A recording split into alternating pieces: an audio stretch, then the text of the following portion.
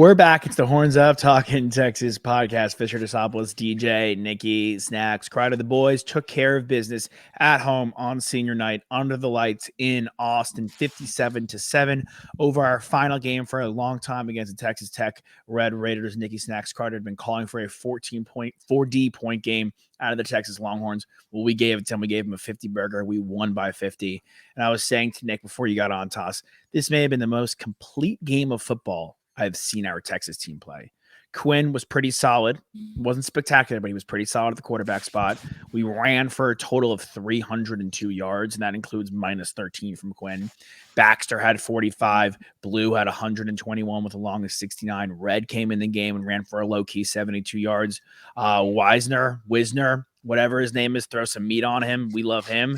Quintravion, bring him in, I'll throw him on my die. I give him the quick 30 pounds, and we'll get him going next year, and he'll be our RB2. He looked slippery and spectacular.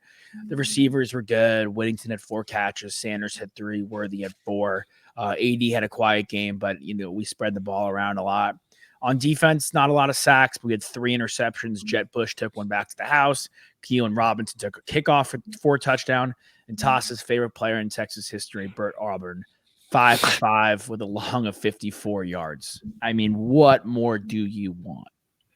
What more do you realistically? Maybe a better game from Quinn, but outside of that, what more do you want? Maybe just 0 points in general. 57-0. Not to see some of our very important players even just hit the turf and potentially go out for injuries. Like, I was scared in that first half because guys were dropping like flies, and I think we all have a similar gripe. And Josh, you were tweeting it all game long from the Cherry Stripe account.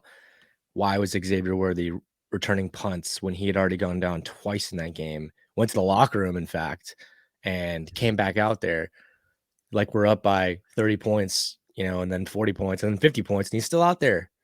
He was like Scott Sterling mode.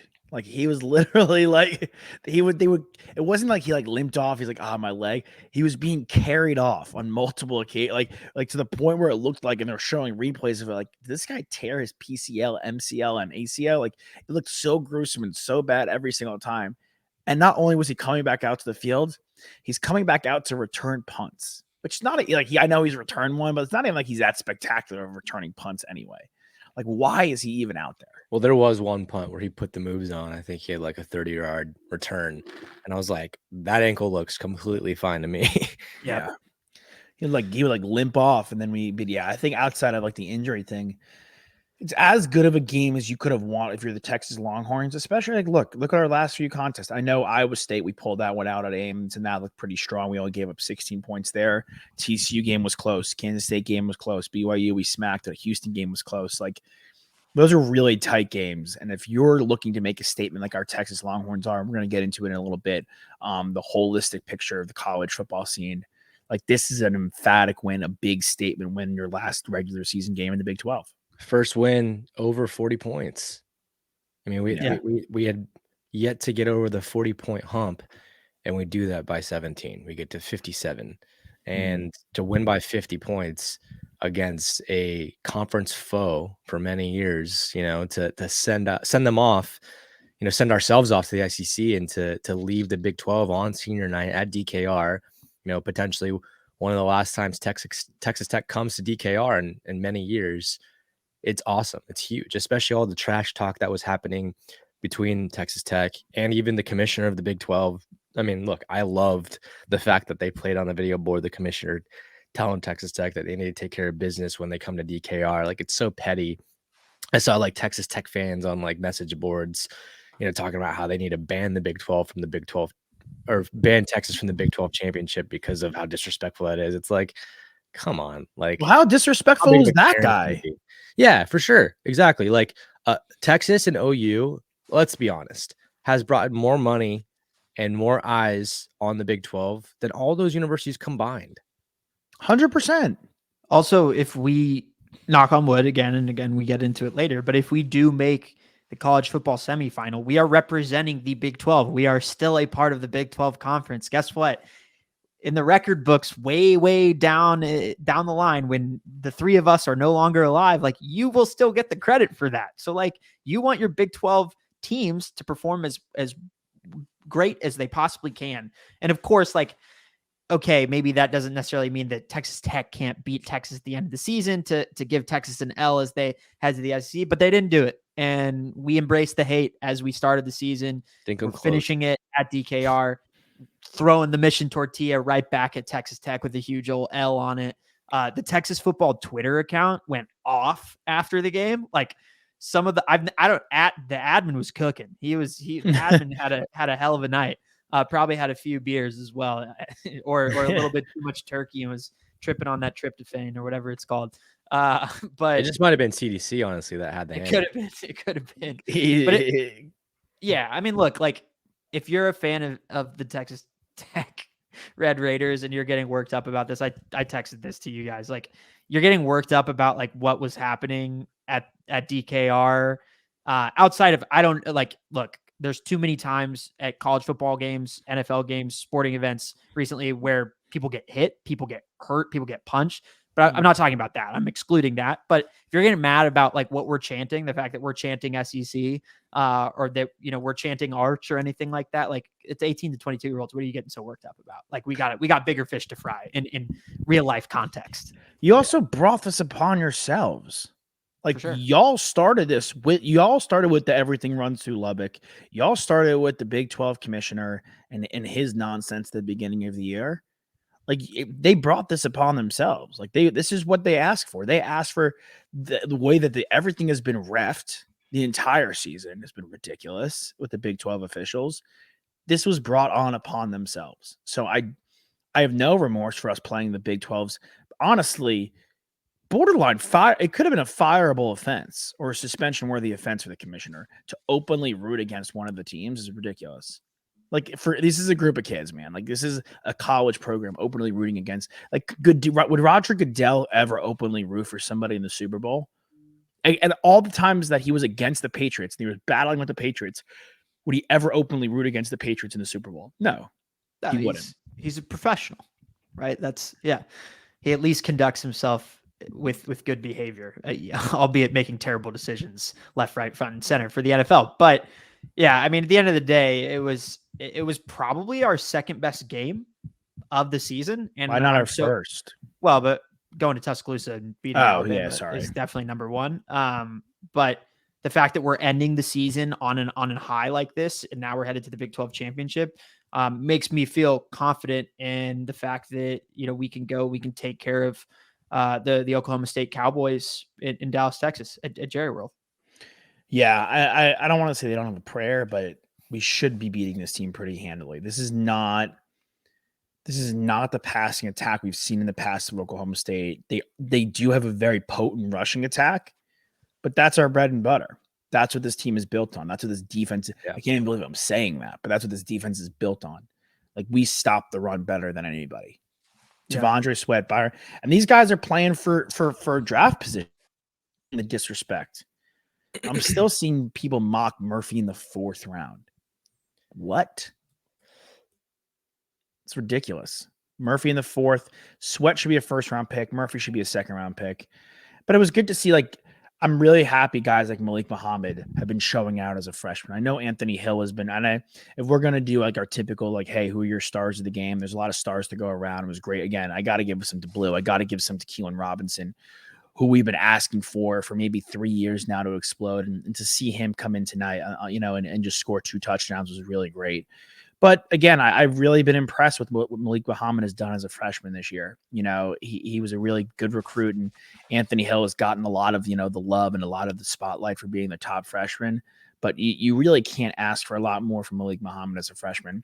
And then you have Terrence Brooks as a sophomore coming away with his 3rd turnover of the season in the air. Like, yeah, when I was watching on Friday night, basically with my family, who a lot of them are Aggies. A lot of them went to LSU. A lot of them went to other schools. I'm pretty much the only one that went to UT in my family. And I was having such a good time just being like, that guy's going to get drafted. And then if it wasn't that guy's going to get drafted, I'd be like, that guy's a freshman. That guy's a freshman. Coming back, sophomore. Like, he's coming back. First of all, A&M, we didn't talk about it on the charity stripe, but they hired their next head coach. I actually kind of like the hire. They're bringing back Mike Elko. I know that's little brother over there. We should maybe discuss it a little bit. But we even had some Aggies come at us, not on Twitter. They hid from Twitter, but they went via our buddy Nicky Snacks, double agent, to this group text coming at us.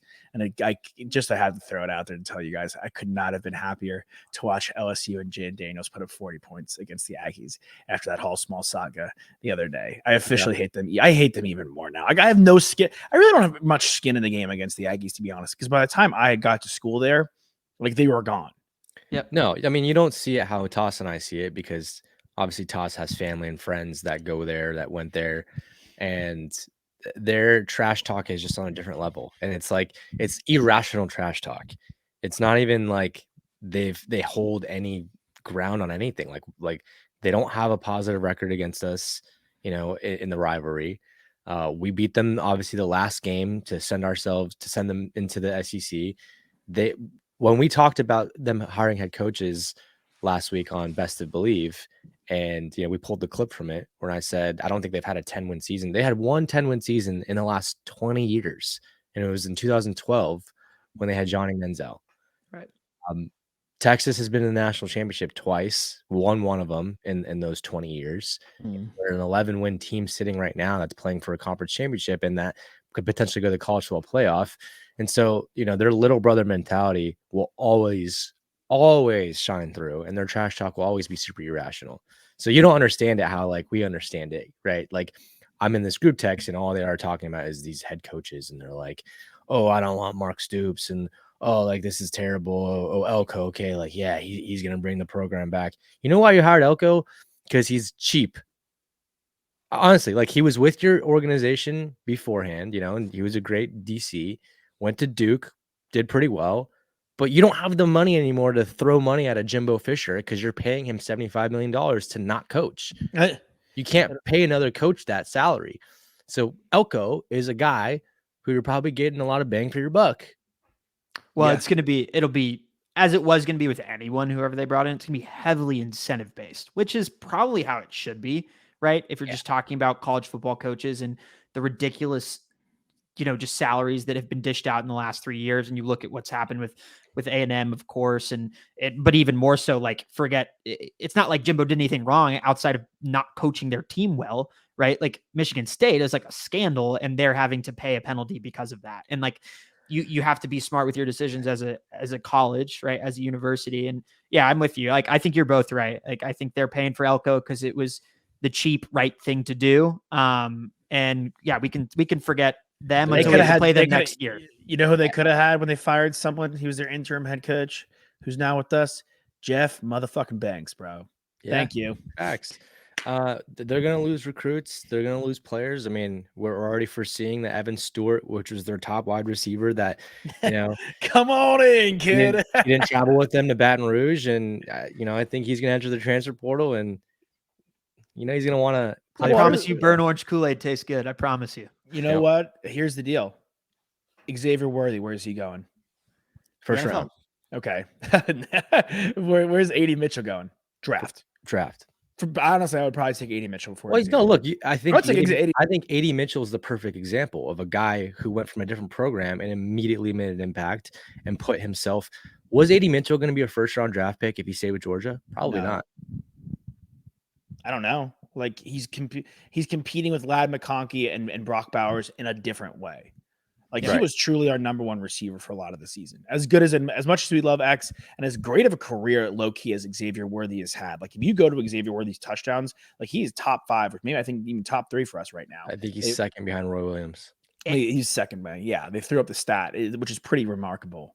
And for X and Jatavian and Whittington, all to have been on the team last year, to have that connection with Quinn already, to not only basically have they've had 2 seasons, but they've also had 2 preseasons, and AD comes in and he immediately becomes Quinn's favorite target, right? Like, alongside X, like, he's got more catches this year than Jatavian Sanders. So that just goes to show, like, if you are out there and you are making plays, you are getting open, you're available to the quarterback, as long as we have the quarterback talent, which we can get into that next, because I think we got a little glimmer of and glimpse of what's in store for the Longhorn Nation in the future. They're going to find you. So I think Evan Stewart would be he'd be a little silly not to at least consider coming to the 40 acres. But I mentioned it. We got to see our first real tape on Arch Manning, and Nick and I and Josh, you were pumped about it as well. Like, we were over the moon. I can't really describe it as anything else besides over the moon about what he's able to do with his legs,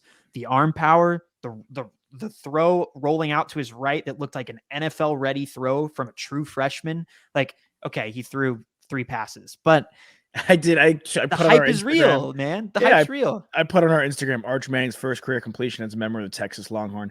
Absolute dart. Like, I immediately after it was a little curl route, but yeah, who cares? I don't give a shit. No, everyone was loving it. He was zipping it. I mean, I think there's a lot of zip on that ball. It's Quinn's got a great arm as well, and we've seen flashes of him being crazy accurate, but the completion percentage doesn't do it justice on what Arch did. I mean, he was 2 for 5, right? Yeah. And I honestly, like, one ball was just way too hot thrown into the end zone that went right off the receiver's hands.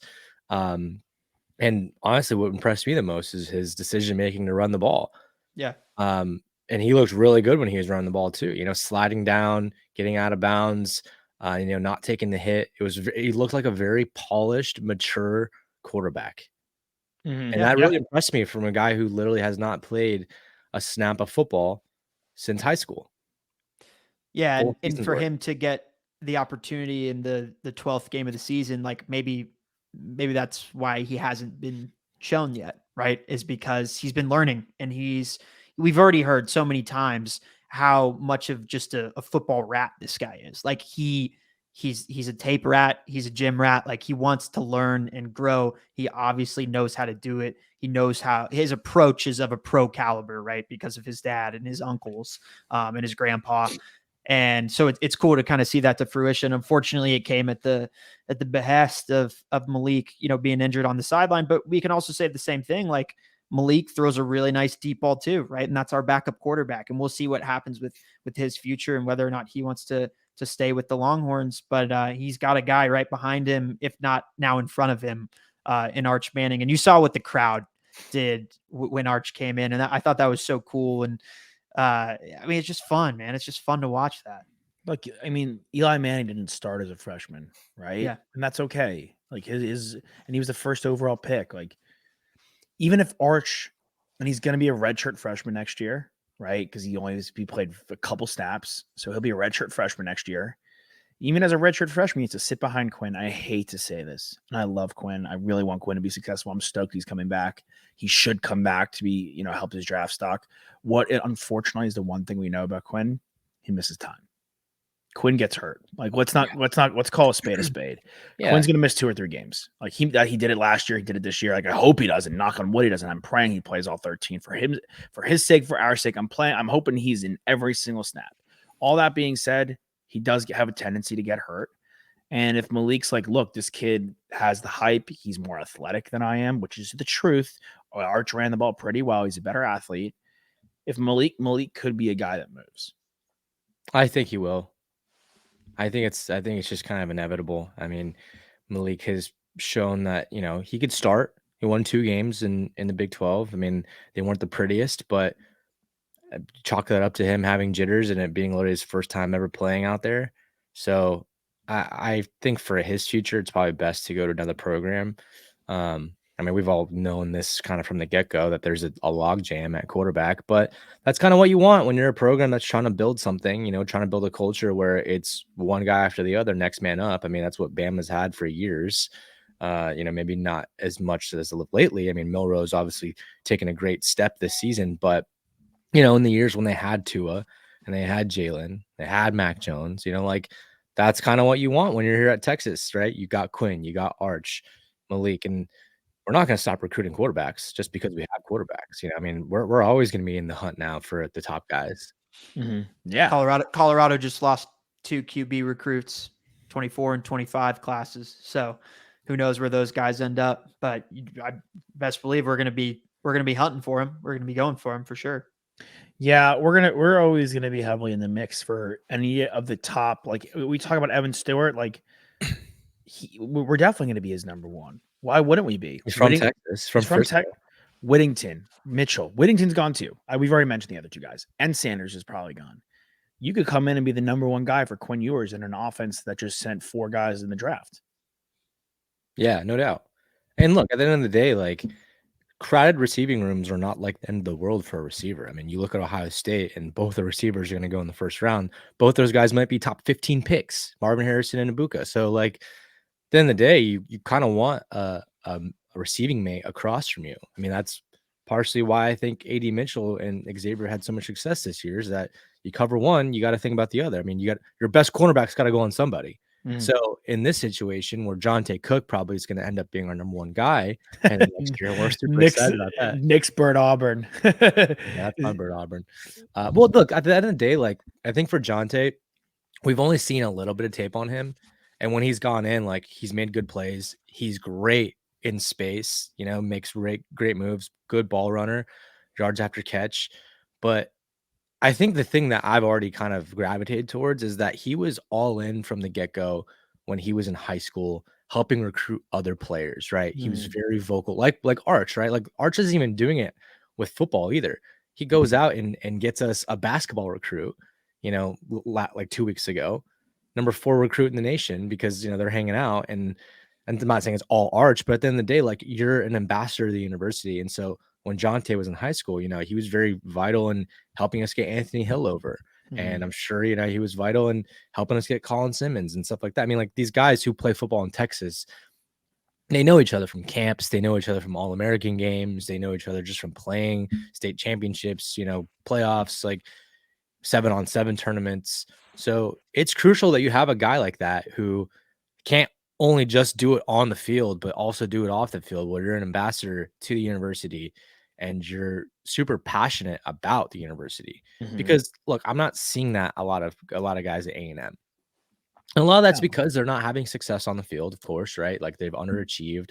They have some identity issues with their head coach. And, you know, that's not the player's fault, obviously. But if you're seeing guys like Colin Simmons, I'm seeing it weekly where he's tweeting out and saying like, bingo, like made the right choice. Like, you know, next year's going to be awesome when all these recruits come in. Like you're seeing how vocal they are and how excited they are and how passionate they are to represent the burnt orange when they're not even on campus yet. And that's a culture that like, I don't think we've been used to over the past 10 years because we haven't had so much success. But now that you're saying, you know, Toss, you're sitting there at Thanksgiving, that guy's going to be a pro. That guy's going to be a pro. That guy's going to be a pro. And if you're a high school player and your ultimate goal is to get to the professional football league, like this is the best place for you if you're from Texas. Yeah. I mean, Trey Owens, like you're talking about guys who are really heavily like on Twitter. I see Trey Owens all the time, and he's a 3-star quarterback, but he had a pretty good year in Cyprus, you know, and he's very vocal with other players. Like I'm with you. Like that's important to me too. Like that A&M recruiting class that was so, I mean, I'm not saying they didn't do this because they definitely were like active with each other. It just felt kind of contrived. And look how it ended up. Like it was all just a big smoke and mirrors. None of it, like literally none of it worked. Well, you have to have this stamp of wins behind it, right? If that's the last thing that keeps the guys. So many other things bring the guys in, but the winning and getting them to the NFL is what keeps them, right? I'm talking about just in the recruiting cycle before they even step foot on campus, like as an actual student, because guys have become so finicky with their decision making, and I mean I don't blame them to a certain respect, because NIL and a lot of things can change, and position coaches are changing and head coaches are changing. But I really hope, and it feels like we have capitalized on our move to the SEC, which A&M definitely did, right? When they got to the SEC, they got better recruits. They turned out better NFL prospects. And but they weren't able to continue that the longevity of that hasn't sustained that well, because they haven't had success on the field. They haven't got enough wins. And that's why you're seeing their coaches change and blah, blah, blah, blah. But I did want to, we were talking about running backs, and it was great to see Blue do his thing. It was great to see our new guy Wisner get in there and do his thing. We don't give enough love to Tashard Choice. Like everyone, that guy is one of the best position coaches in football. I like threw out there when A&M's available job came out, I was like, I hope they don't go after Tashard, which like they weren't going to, right? Because like he's got to start at a small program as a head coach and kind of work his way up. He might not be with the Longhorns next year, because he's that good of a position coach. The guy deserves. I think he was offered an offensive coordinator position somewhere. That's right. Maybe it was Cal or I don't know. It was somewhere, and he turned it down because he wanted to stay with this group. It wasn't a bad job. It wasn't. No. And when you see guys that are that ready to play when they're given the opportunity, and when you see a guy like Keelan who doesn't get a ton of snaps and he's ready to play on special teams and he's also ready to catch a pass out of the backfield, like that readiness, that mental focus, that comes from your coaches and the guys being willing to listen. Like that can't be lost on any Longhorn fan out there, how important that guy is to our locker room. He turned down the running back job for the Los Angeles Rams. That's what it was. Yep. Not only did he turn down another job, he turned down a pro job. Yeah. That's a profession. Look, college is fun. We love college football. That's the National Football League. He worked his way up to be a coach in the National Football League. That is a jump. And he wanted to stay. That's also a lot cushier of a job. That guy's hungry. He wants to be a head coach in college football. He wants to mold minds. He wants to turn boys into men. He's a great recruiter. I mean, at the end of the day, like when you're putting out success like you're having right now with the amount of running backs that we're putting out, like Bijan, Roshan, now we're looking at Brooks, who probably will come back next year, but Jaden Blue, like coming out of nowhere. I mean, this is such a great resume builder for you just to say, I'm putting these guys in the league. I mean, rushed for 302 yards as a team last week. Like and that's just a regular day as the Longhorns this year. Like it's without Brooks, and honestly, with most of the game without Baxter, because he rushed for 9 times. So it's pretty amazing what he's doing. And, we obviously know how vocal he's been on Twitter and all that, and, helping out with the program recruiting. So I'm not surprised whatsoever. Yeah. On A&M. It's just like their edge that they had against us in recruiting, it's gone now because they thought their edge was we're in the SEC and that's how we're going to win over some of these guys that want to play SEC ball. Yep. Playing field is even. And Jimbo Fisher, you have Sark. Exactly. Well, that's gone the other way now too. Like they don't have Jimbo Fisher. Sark's got an 11-win season. When Jimbo Fisher hadn't had that, he had a 10-win season his entire time at A&M. Yeah, their edge is gone completely. And on the topic of choice, I don't know if he's going to have to go the route of like weird head coaching job, better head coaching job, better head coaching job. No, not weird, but I know. But I don't know. Like, look, Mike Elko left A&M. Like, Duke's not a bad head coaching job. Duke's a solid head coaching job. It's not A&M, but it's a bad. It's a solid Power 5. It's a Power 5 ACC good program. Like he coached there and he went back to A&M. Like Tashard Choice could be in a situation. Hopefully he works his way up and is like Sark's right hand. I mean, he's pretty close to being Sark's right hand man. Like hopefully he works his way up to that point. And then he could get a serious job. If he's recruiting like this or we're running like this, I think he is almost in a better position to continue to learn and mold himself under an offensive mind like Sark. Go to the SEC, play in the SEC, recruit at the SEC, win at the SEC level. No pressure. You're not the head coach. Yeah, go do that. I'm with it. I would love for him to stay. I don't think he's going as long as possible. I'd be shocked he was going anywhere anytime soon. At least 1 year of the SEC. He's just a gem. That's how that's how I feel about it. He's fantastic. Like it's it truly, we want our QBs to be next man up, right? And it showed itself to be that with what we got to see from March, but and with Malik winning those 2 games that are crucial, right? In our possibility of getting to the college football semifinal, but it really has been next man up with the running backs. Like there's no other way of putting it. Like the fact that Blue had that 69-yard touchdown run and he looked as good as Baxter did, right? It was like what I was saying 2 years ago. I was like, I think Jonathan Brooks might be better than both these guys. Like and some of it's just like, oh, we're hyping ourselves up and we're kind of like, we're drinking that burnt orange Kool-Aid, but that's what it feels like when you're a winning program, when you're at the top. And this is just the first time we've been there. This coaching tree this year kind of resembles one, like, you know how in the NFL where they'd select the Washington, Redskins at the time when they had LaFleur and McVay and all those guys. It kind of resembles that a little bit. Because look, Bo Davis, our defensive line, like that's a guy that I also think, potentially could end up being a big defensive coordinator one day, at a program. And I think, Tashard Choice might be able to get an offensive coordinator position. Blake Gideon coaches our safeties. I know he's a Longhorn, but like we've got a lot of great guys at each position that are not, going to be huge hires in the next couple of years. But I think starting off right now are adding great work to their resume. Yeah. I mean, Gideon's a great one. You throw up Chris Jackson. I know I did for a hot second. I don't know if you mentioned him. I said Bo Davis is like, yeah, Bo Davis. It's a good. I mean, like clearly the coaching staff's good. Look at the product in the field. Every guy you mentioned, every position group those guys coach, like we're flourishing at. This is the best offensive line we've had in a decade. It's the best safe group. We bring up Gideon. It's the best group of DBs and safeties we've had. Like Michael Taft is a walk-on, dude, and he's like out of nowhere. He's been a beast for us. Like coaching, development. Yep, that's what it is, man. All right, well, this is our Texas Tech, Texas Love show. We're gonna drop a second show for you guys. We're gonna do 2 in 1 week. We'll drop one later after this one, talking straight college football playoff, and then we'll have one with Quan this week previewing the Oklahoma State game. So get excited for that. Fisher Desopoulos, DJ Nikki Snacks Crider.